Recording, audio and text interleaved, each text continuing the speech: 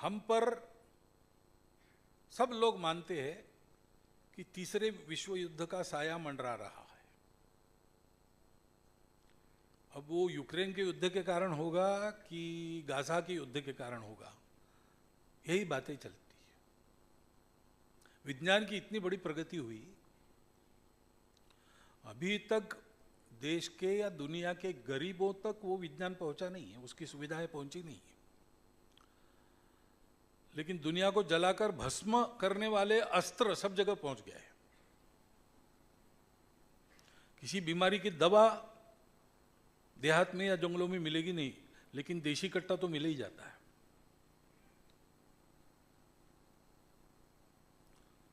इतनी शिक्षा की प्रगति हुई है, स्मार्ट क्लास और क्या क्या कहते लोग, ये सब है। परंतु ये भी होता है कि बंदूक उठा के बच्चा अपने सहपाठियों को भून डालता है। पागलपन, परिवार विच्छेद, कलह तो मिटे नहीं, कट्टरपन तो गया नहीं।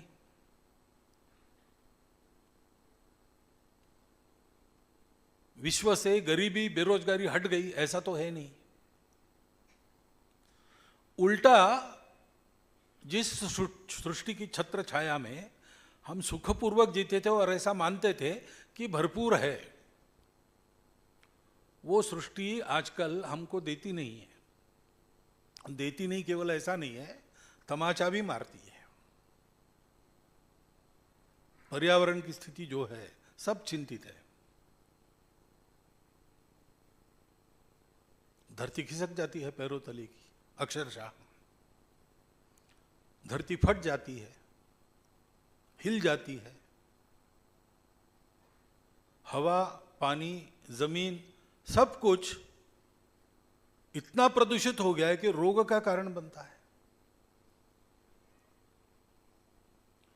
कितनी ही ऐसी बातें हम बता सकते हैं कि सुख के खोज में, सुख सुविधाओं में दुनिया इतनी आगे बढ़ गई। 2000 वर्षों में मनुष्य ने तो लगभग सृष्टि को जीत लिया। वो चंद्रमा पर भी जाता है, मंगल पर भी जाता है, वहां से पानी लाने की बात करता है, वहां जाकर बस्ती करने की बात करता है।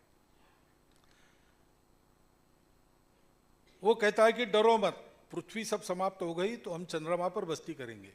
लेकिन पृथ्वी समाप्त क्यों कर रहे हैं, चंद्रमा पर जाने की बारी क्यों आ रही है, इसको नहीं सोचता है। इतना सब हुआ है, परंतु इतना सब होने के बाद भी दुनिया में भय मिटा नहीं है, दुख मिटा नहीं है, कष्ट मिटे नहीं है। सपनों का स्वर्ग अगर कहीं है तो मुट्ठी भर लोगों के लिए है,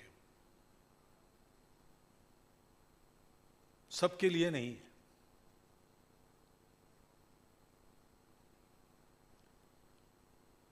और अब दुनिया थक गई। 2000 वर्षों में कितने प्रयोग हुए,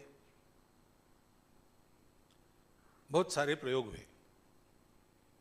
पाश्चात्य जगत से नए पद्धति से इतिहास हमने सीखा।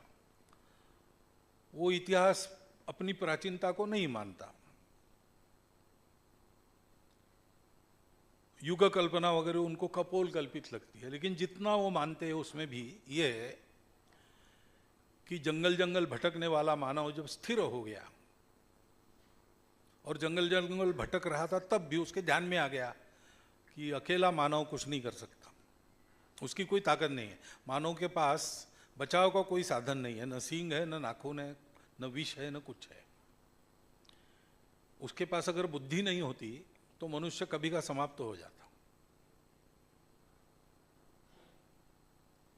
एक मच्छर भी तंग करता है मनुष्य को,